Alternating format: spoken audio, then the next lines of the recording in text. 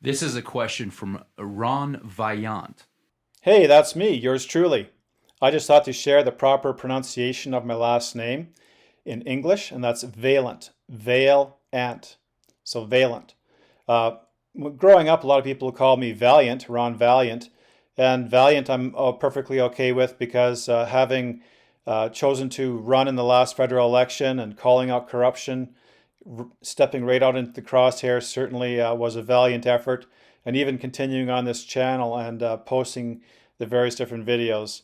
So valiant is good for me. So either valent or valiant. He says, "Hi, Max.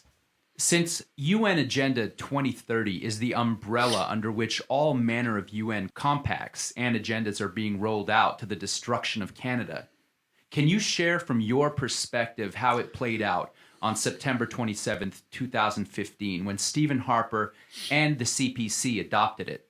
What was your knowledge and understanding of it at the time, and how knowledgeable do you think the CPC MPs are of its implications, especially Pierre Poilievre and Michel Rempel?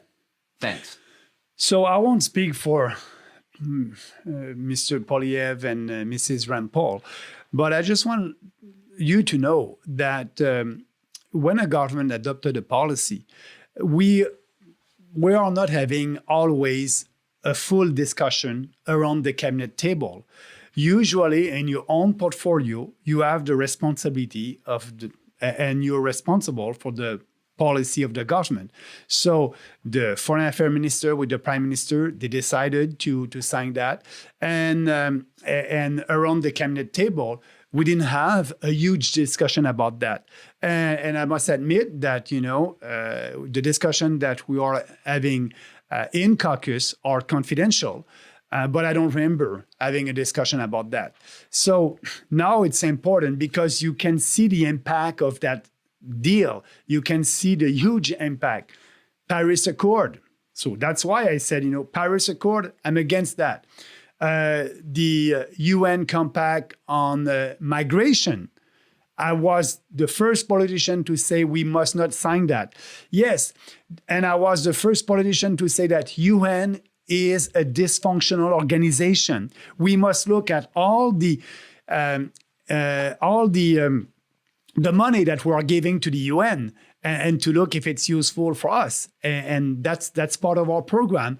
I'm very critics about the UN. And that's why I said we won't try to have a seat at the UN Security Council like the Trudeau is trying to do, is giving money to other countries to buy votes with your money, with my money.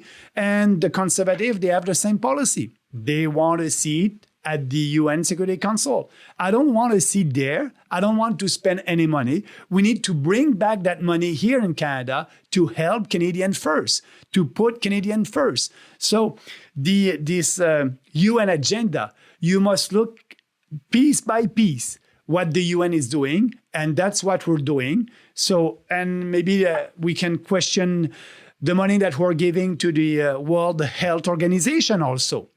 I think we must have a moratorium on that until an independent investigation concerning the role that the World Health Organization had in the beginning of the coronavirus crisis and the link with China at that time. We must have an independent investigation.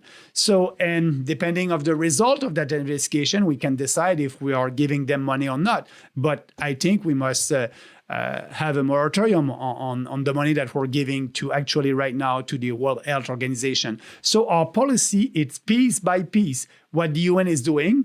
And if it's not for the benefit of our country, we won't do it. Thanks.